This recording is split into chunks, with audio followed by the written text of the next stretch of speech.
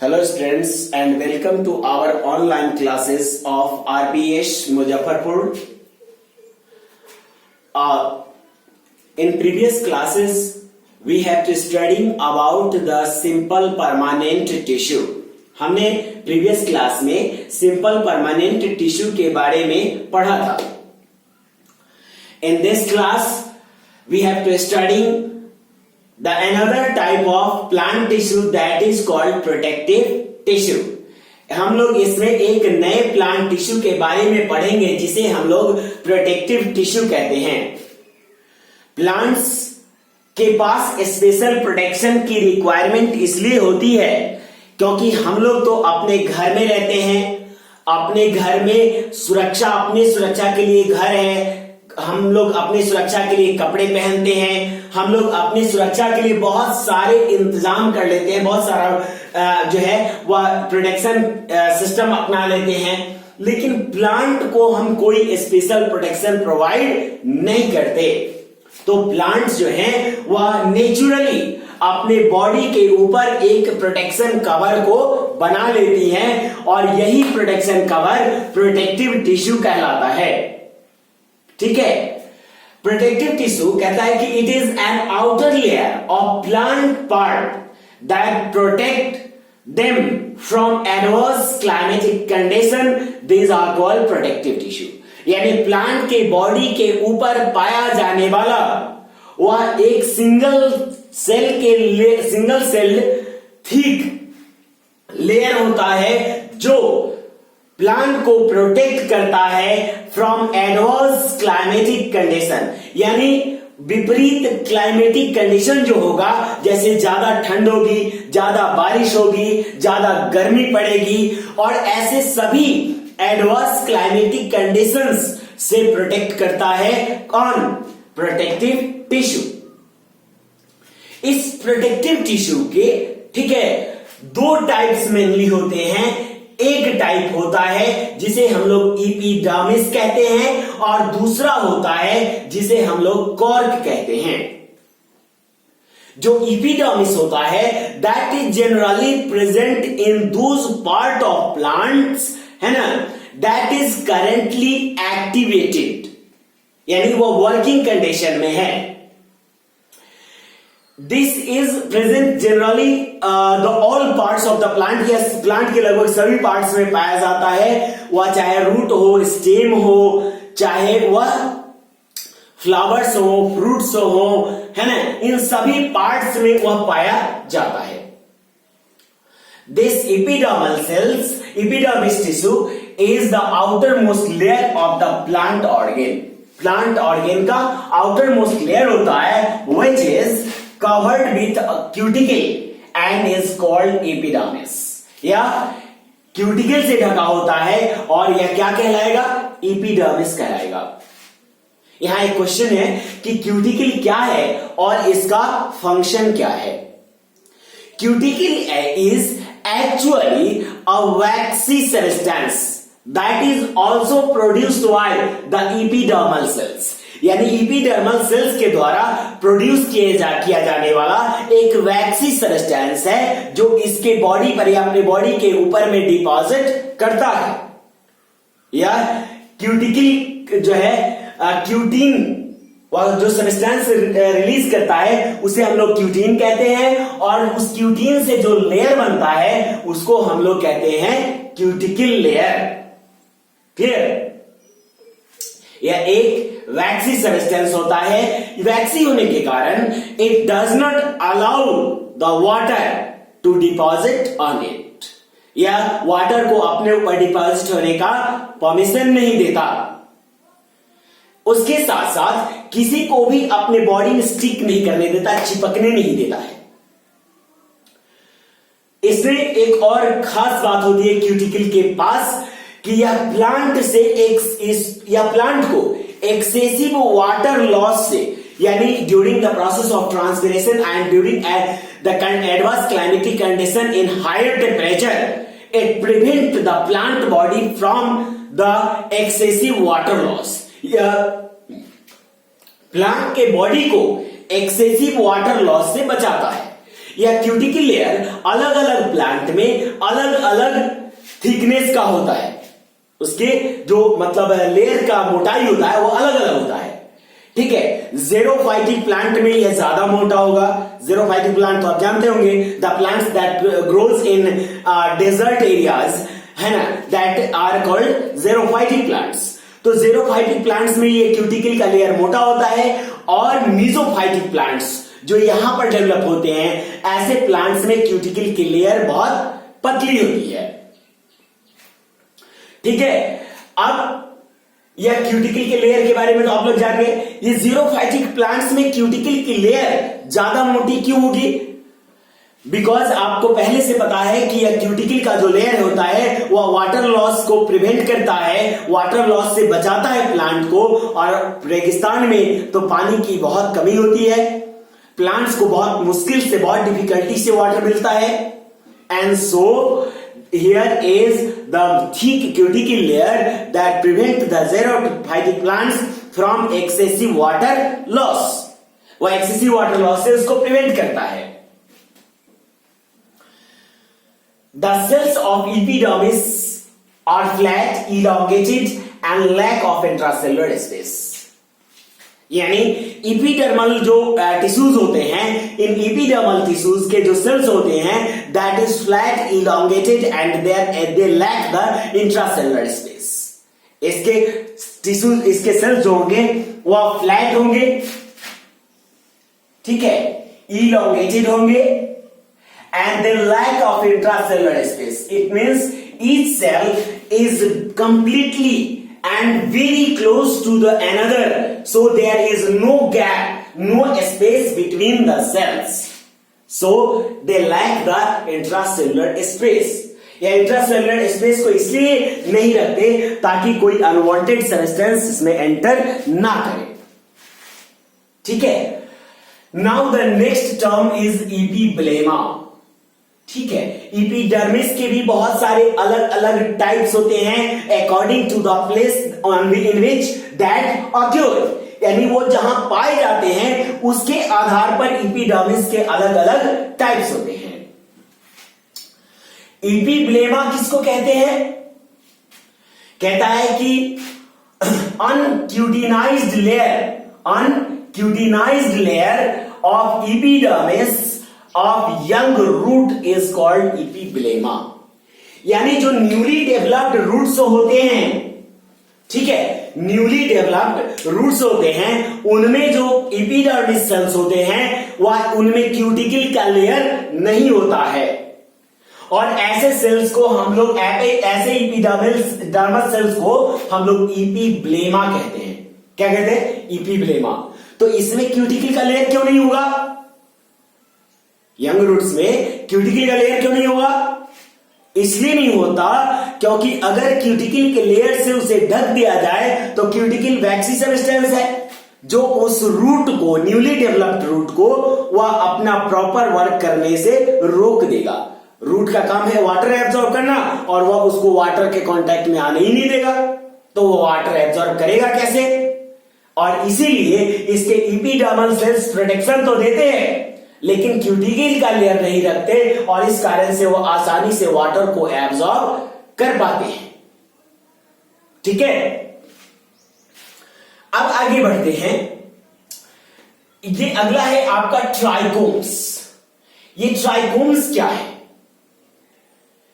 कहता है कि some plants having cutinized hair on the epidermis called trichomes. कुछ प्लांट्स जो होते हैं उसके बॉडी के जो एपिडर्मल सेल्स होते हैं, उस प्लांट के कुछ पार्ट्स में एपिडर्मल सेल्स जो होंगे वह क्यूटीन के हेयर कंसिस्ट करते हैं। उसको हम लोग कहते हैं क्यूटिनाइज्ड हेयर। ठीक है, क्या कहेंगे? क्यूटिनाइज्ड हेयर कहते हैं। यह क्यूटिनाइज्ड हेयर उसके बॉडी के सरफेस के ऊपर होता है, और उसी एपिडर्मल सेल्स को हम लोग कहते हैं, है ना, ट्राइकोम्स। क्या कहते हैं? ट्राइकोम्स। यह क्या करेंगे? क्यूटिनाइज्ड हेयर इनमें क्यों होता है? जैसे मान लीजिए कि यह प्लांट का बॉडी है, ठीक है, इस प्लांट की बॉडी में या एपिडर्मल सेल्स है, ठीक है, एपिडर्मल सेल्स का एक लेयर है।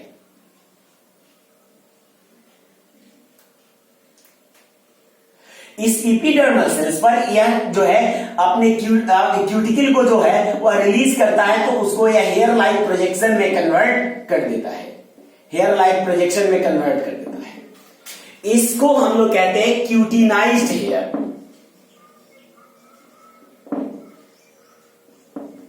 क्यूटिनाइज्ड हेयर, यह क्यूटिनाइज्ड हेयर करता क्या है, एक्चुअली में वह एयर को जो है वह मतलब ट्रैप कर लेता है, और एयर को ट्रैप करके और उस प्लांट में से एक्सेसिव वाटर लॉस को प्रिवेंट करता है। उसके बाद वह एक्सेसिव ग्रेजिंग से उसे प्रोटेक्ट भी करेगा और डिफरेंट इंसेक्ट्स को अपने बॉडी से दूर रखता है। यह क्यूटिनाइज्ड हेयर एक और वर्क करता है, और वह वर्क करता है कि वह dust particles and other impurities को, ठीक है, जैसे हम लोग का नेशनल हेयर वर्क करता है ना, वैसा ही वह डस्ट पार्टिकल्स और अदर इंप्योरिटीज को उस प्लांट बॉडी के कांटेक्ट में नहीं जाने देता, और जिससे वह प्लांट बॉडी का पार्ट, प्लांट के बॉडी का पार्ट अपना प्रॉपर वर्क करता है। ठीक है, अगला है एस्टोमाटा। एपिडर्मल सेल्स में कुछ मिन्यूट मतलब पोर्स होते हैं, that pores help the plant to perform gaseous exchange. वह प्लांट के बॉडी को गैसियस एक्सचेंज करने में और वह उसको ट्रांसपीरेशन प्रोसेस को परफॉर्म करने में हेल्प करता है। गैसियस एक्सचेंज इसलिए कि रेस्पिरेशन में वह ऑक्सीजन लेते हैं और कार्बन डाइऑक्साइड छोड़ते हैं, और फोटोसिंथेसिस प्रोसेस में वह क्या करेंगे, उल्टा कर देंगे, मतलब रिवर्स कंडीशन हो जाएगा। वह कार्बन डाइऑक्साइड लेंगे और ऑक्सीजन को छोड़ेंगे। ठीक है, तो ये जो मिन्यूट पोर्स होते हैं, उसी मिन्यूट पोर्स को हम लोग स्टोमाटा कहते हैं। These minute pores are also surrounded by the guard cells, है ना।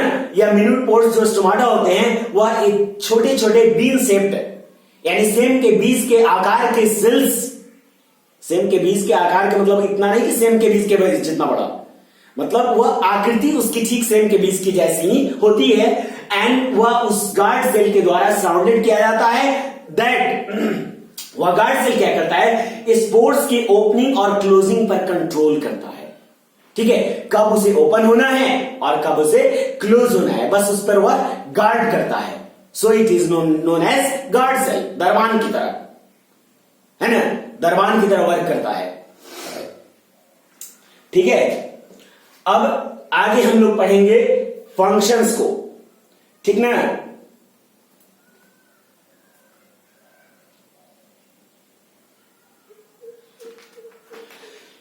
इससे पहले हम लोग एक और चर्चा कर लेते हैं। क्या चर्चा करते हैं, हम लोग देख लेते हैं कि यह ट्रांसपीरेशन प्लांट की बॉडी में क्या करता है, क्या जरूरी है। हमने ट्रांसपीरेशन कहा ना कि यह ट्रांसपीरेशन को भी परफॉर्म करता है। तो एक्चुअली ट्रांसपीरेशन जो है वह प्लांट बॉडी में दो इंपॉर्टेंट वर्क मेनली करता है। एक वह सक्शन प्रेशर जनरेट करेगा, और दूसरा वह प्लांट की बॉडी को ठंडा रखने में, कूल रखने में हेल्प करता है। ठीक है, प्लांट की बॉडी को ठंडा रखने, कोल्ड रखने में हेल्प करता है। इसके बाद आगे हम लोग बढ़ते हैं फंक्शन ऑफ एपिडर्मिस, यानी एपिडर्मिस के फंक्शन के बारे में देखते हैं। जैसा हमने पहले भी चर्चा किया था इधर के पॉइंट्स में, है ना, तो उसी तरह का फंक्शन इसमें भी है। कहता है कि it provide protection and prevent from infection. या प्रोटेक्शन प्रोवाइड करेगा प्लांट बॉडी को, और वह इन्फेक्शन से प्रिवेंट भी करेगा। वह किसी तरह का इन्फेक्शन उसको जर्म्स के कांटेक्ट में नहीं आने देगा, इस तरह वह उसको इन्फेक्शन से प्रोटेक्ट करेगा। जैसे मैं क्यूटिनाइज्ड हेयर में आपको बताया भी था, ठीक ना, ट्राइकोम्स में, कि वह उसको क्या करता है, इंसेक्ट्स वगैरह के कांटेक्ट में आने नहीं देता और उसको इन्फेक्शन से प्रोटेक्ट करता है। It prevent the excessive loss of water, या प्लांट के बॉडी से एक्सेसिव वाटर के लॉस को क्या करता है, प्रिवेंट करता है। It helps in the exchange of gases through stomata, stomata के थ्रू या गैसियस एक्सचेंज में उसकी हेल्प करेगा। And it also help to absorb water and minerals, और रूट्स में जो है, जैसे हमने आपको बताया है ना कि इपीब्लेमा के बारे में, तो इपीब्लेमा नाम का जो इपीडर्मल सेल्स होगा वह क्या करेगा, इपीडर्मल टिश्यूज होंगे वह क्या करेंगे, तो वह प्लांट को वाटर को एब्सॉर्ब करने में उसकी हेल्प करेंगे। क्लियर? तो ये आपका प्रोटेक्टिव टिश्यू हो गया, प्रोटेक्टिव टिश्यू का एक टाइप हो गया जिसमें हम लोग कहेंगे इपीडर्मिस टिश्यू, इपीडर्मल टिश्यूज हो गए, right. And the next is cork. अगला कौन है? कॉर्क है। यह कॉर्क भी जो है वह इपीडर्मल सेल्स से ही बनेगा। इसमें एक प्लांट की बॉडी में एक खास तरह का सेल होता है, मतलब टिश्यूज होते हैं, that is called secondary meristem. इसे हम लोग क्या कहते हैं? सेकेंडरी मेरिस्टेम कहते हैं। This secondary meristem is also known as phellogen. इस सेकेंडरी मेरिस्टेम को हम लोग फेलोजेन भी कहते हैं।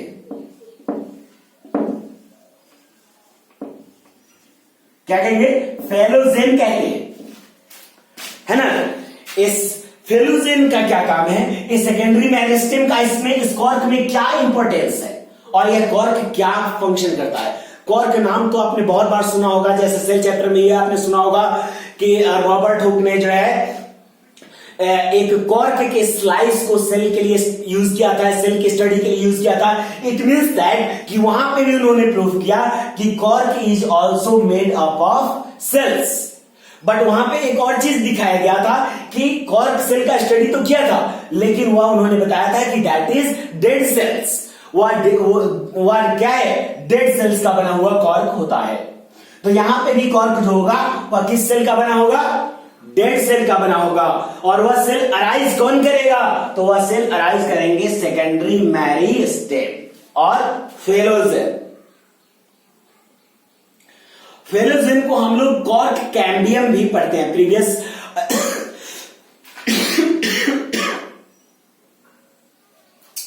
प्रीवियस चैप्टर में हम लोगों ने पढ़ा था सेकेंडरी मेरिस्टेम, यानी किसके बारे में? कॉर्क कैम्बियम के बारे में। अब ये कहता है कि the cells of secondary meristem deposit organic substance suberin to make its wall thick and impermeable to water and gases to give rise a new protective cover called cork or phellem. ठीक है, मतलब यह कहता है कि जो आपका secondary meristem है, इसके सेल्स क्या करते हैं।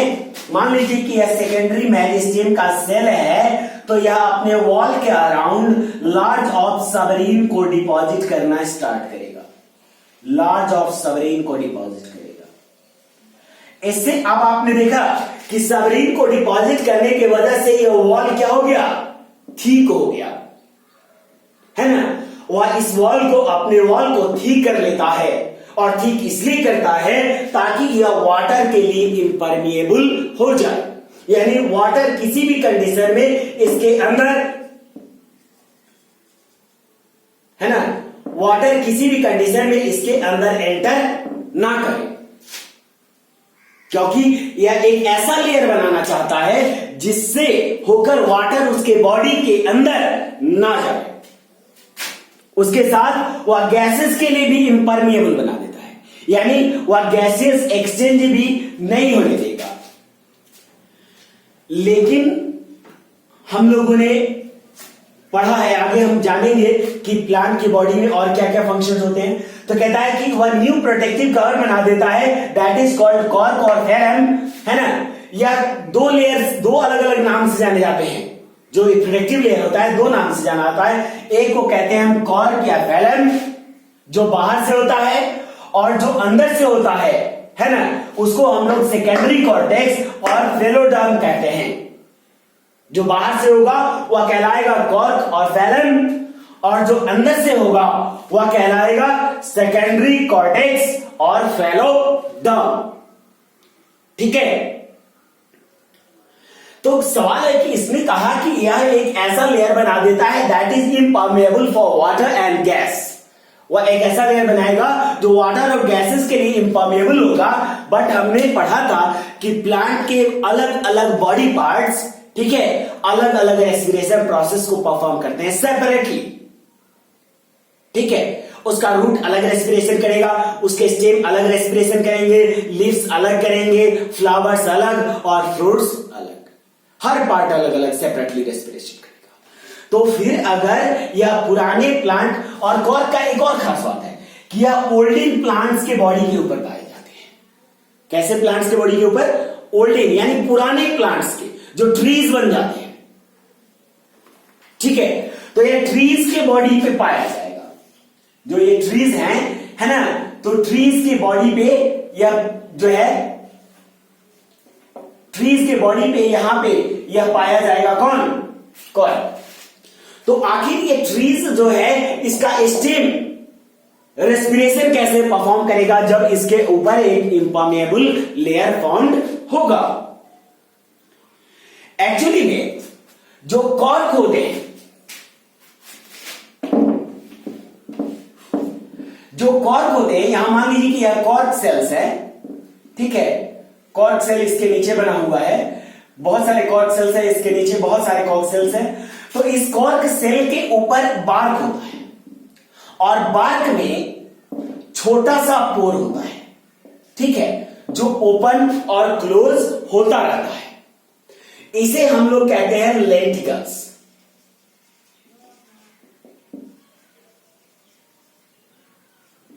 क्या कहते हैं? लेंटिकल कहते हैं। और इसी लेंटिकल के थ्रू उसके स्टेम्स जो हैं वह गैसियस एक्सचेंज को परफॉर्म करते हैं, जिससे वह अपने नीचे रहने वाले टिश्यूज को रेस्पिरेशन के लिए गैसेस प्रोवाइड कर सके। ठीक है, now the term is for function of the meristematic tissue, है ना, sorry now this is the term of function of cork. Cork का फंक्शन कब आ रही है? कहता है कि the main function is to protective, मतलब यह प्रोटेक्शन का काम करेगा, यह प्रोटेक्टिव कवर है। और चूंकि वह डेड सेल्स का बना हुआ होता है, इसलिए वह उसे इन्फेक्शन से भी बचाता है और उसे मैकेनिकल इंजुरी से भी बचाता है, यानी इसके अंडरलाइन पार्ट्स को यह इंज्योर्ड होने से बचाता है। इससे इंजुरी हो जाएगी तो उतना फर्क नहीं पड़ेगा, बशर्ते इसके अंडरलाइन पार्ट्स इंज्योर्ड नहीं होने चाहिए। इसलिए वह इंजुरी से बचाएगा, इन्फेक्शन से बचाएगा, वह उसका प्रोटेक्शन करेगा। And the next function is that help in different processes of gaseous exchange. जैसे हमने आपको दिखाया कि गैसियस एक्सचेंज में भी उसकी हेल्प करेगा। तो हमने देखा यहां पर प्रोटेक्टिव टिश्यू, प्रोटेक्टिव टिश्यू क्या होते हैं, है ना, या और उसके कितने टाइप्स होते हैं, एपिडर्मिस और कॉर्क। और एपिडर्मिस के कितने अलग अलग जगहों पर नाम दिए जाते हैं, कहीं पर यह ट्राइकोम्स है, कहीं पर यह एपिब्लेमा है, कहीं पर यह एस्ट्रोमा है, एस्ट्रोमाटा है। ठीक है ना, तो इस तरह से हमने आपको पढ़ाया, बताया कि इसमें एपिडर्मल सेल्स क्या होते हैं, उसका क्या फंक्शन होता है। ठीक है ना।